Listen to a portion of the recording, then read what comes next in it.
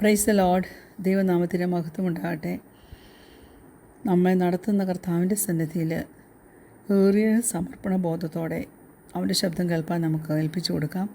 ക്രിസ്തുയേശുവിൽ എല്ലാവരെയും ഞാൻ എൻ്റെ സ്നേഹവന്ദനം അറിയിക്കുന്നു. Fear can be all consuming. നമ്മൾ ചിലപ്പോൾ അത് റിയലൈസ് ചെയ്തിട്ടുണ്ടായിരിക്കാം, ചിലപ്പോൾ റിയലൈസ് ചെയ്തിട്ടില്ലായിരിക്കാം. പക്ഷേ നമ്മുടെ ഉള്ളിൽ നിന്ന് നൊരച്ചു പൊങ്ങുന്ന ചില ഭയത്തിന് നാം ഒക്കെ ഏതെങ്കിലും ഒരു കാലഘട്ടത്തിൽ അടിമകളായി പോയിട്ടുണ്ട്. തിരുവചനം അനേക കാര്യങ്ങൾ ഭയത്തെക്കുറിച്ച് നമ്മെ പഠിപ്പിക്കുന്നുണ്ട്.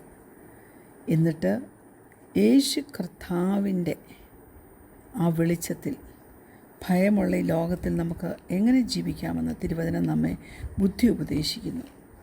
അതുകൊണ്ട് നമുക്ക് നമ്മുടെ സകല ഭയങ്ങളെയും വിട്ട് നമ്മുടെ യേശു അപ്പച്ചങ്കിലേക്ക് നമുക്കൊന്ന് തിരിയാം. ഇന്ന് അല്പനേരത്തെ ചിന്തയ്ക്കായിട്ട് 1 യോഹന്നാൻ 4-ാം അധ്യായം 18-ാം വാക്യം, 1 John chapter 4 verse 18.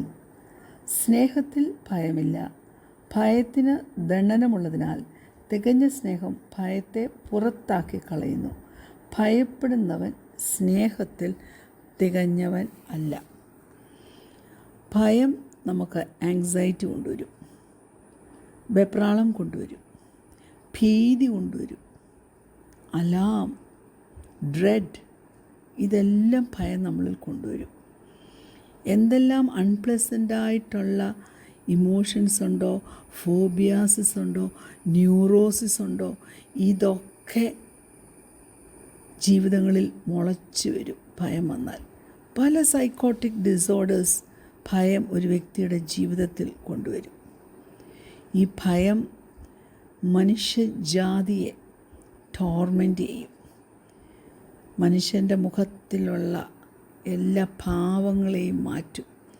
എത്രയും വേഴ്സ്റ്റായിട്ടുള്ള പ്രോബ്ലംസ് കൊണ്ടുവരാമോ അതെല്ലാം നമ്മുടെ ജീവിതത്തിൽ കൊണ്ടുവരാൻ ഭയത്തിന് കഴിയും.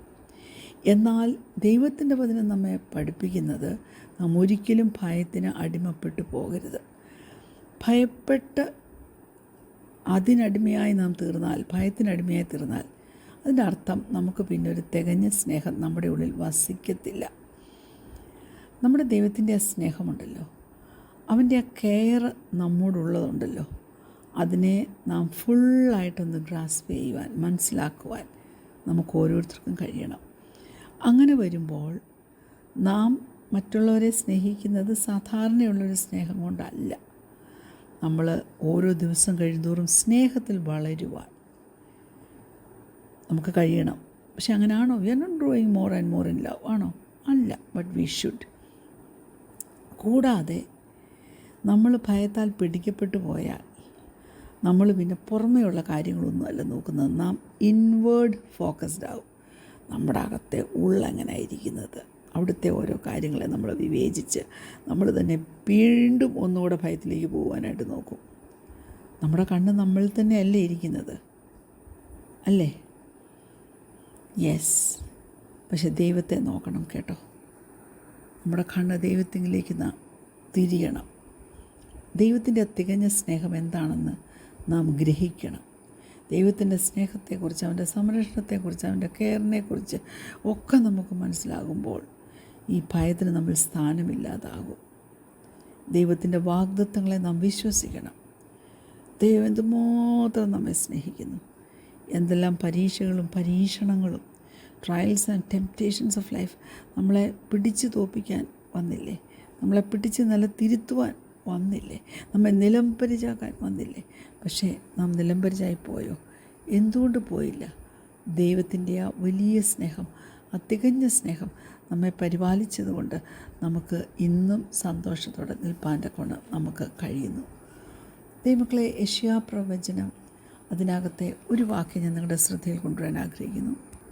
ആദ്യം ഒരു വാക്യം നോക്കാം. ഐസായ 41 verse 10. ഞാൻ നിന്നോടുകൂടെയുണ്ട്, ഭ്രമിച്ച് നോക്കേണ്ട.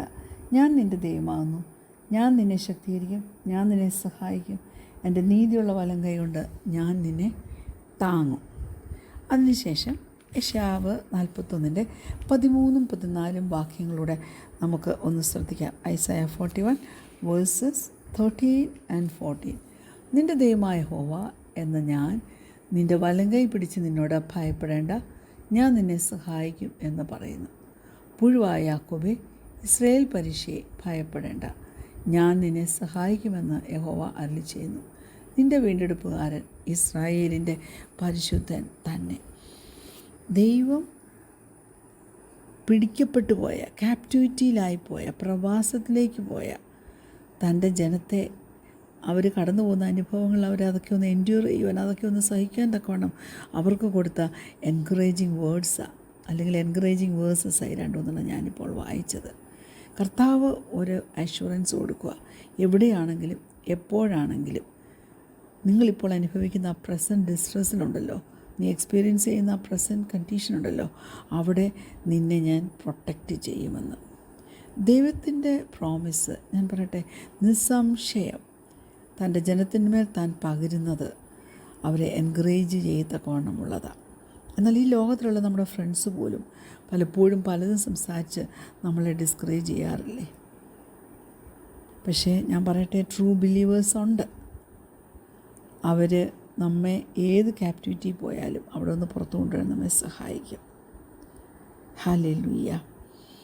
എന്നാൽ ഒരു കാര്യം ഞാൻ പറയാം, നാം ദൈവത്തിൽ നിന്ന് ഒട്ടും അകലം വിട്ട് നടക്കരുത്.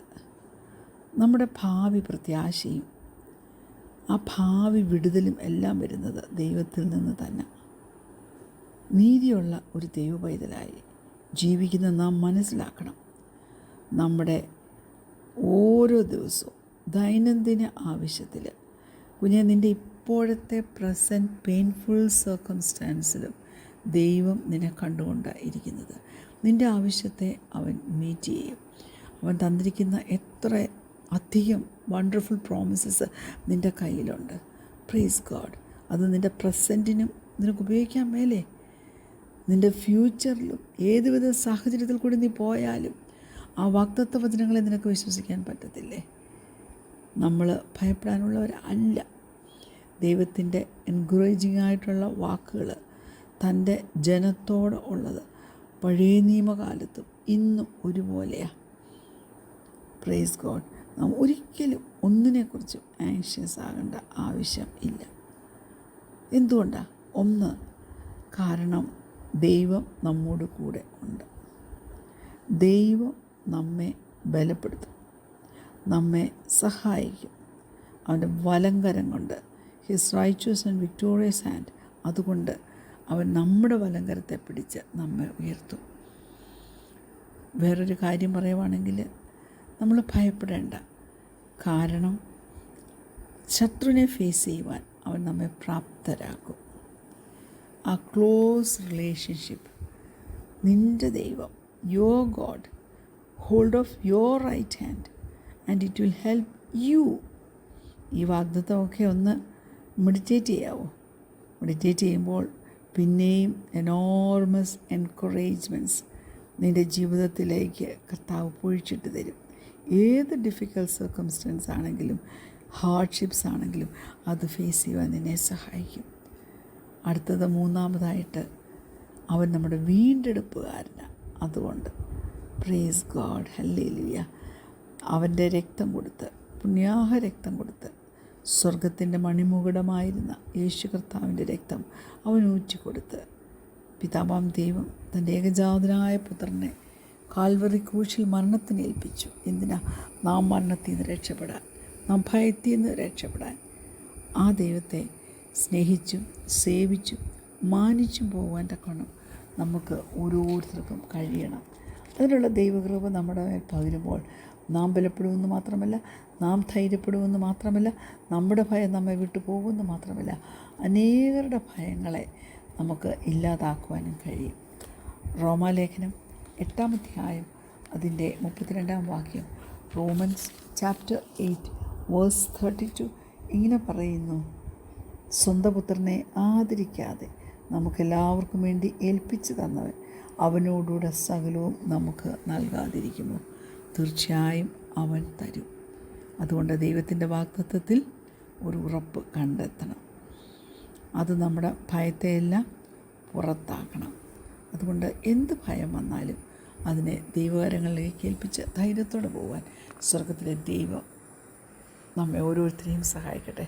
കണ്ണുകളടയ്ക്കാൻ പ്രാർത്ഥിക്കാം. ഞങ്ങളെ സ്നേഹിക്കുന്ന ഞങ്ങളുടെ നല്ല ദൈവമേ, സ്വർഗീയ പിതാവേ, ഞങ്ങളുടെ വലം കാര്യം പിടിക്കുന്നൊരു കർത്താവ്, ഞങ്ങളോട് കൂടെ ഇരിക്കുന്നൊരു കർത്താവ്, ഞങ്ങളെ ധൈര്യപ്പെടുത്തി ആശിച്ച് തുറമുഖത്ത് കൊണ്ടെത്തിക്കുന്നൊരു കർത്താവ് ഞങ്ങൾക്കുള്ളതിനാൽ ആ കർത്താവിൽ ഞങ്ങളുടെ ആശ്രയം വെച്ച് ഞങ്ങളുടെ ഓരോ ദിവസവും കാക്കപ്പെടുവാൻ തക്കണം, ശത്രുവിൽ നിന്ന് ജയം നേടിയവരായി ജീവിപ്പാൻ തക്കണം ഞങ്ങളെ സഹായിക്കുമാറാണെന്ന് പ്രാർത്ഥിക്കുന്നു. പ്രാർത്ഥനയുടെ സ്തോത്രം യേശുവിന്റെ നാമത്തിൽ തന്നെ. ആമേൻ.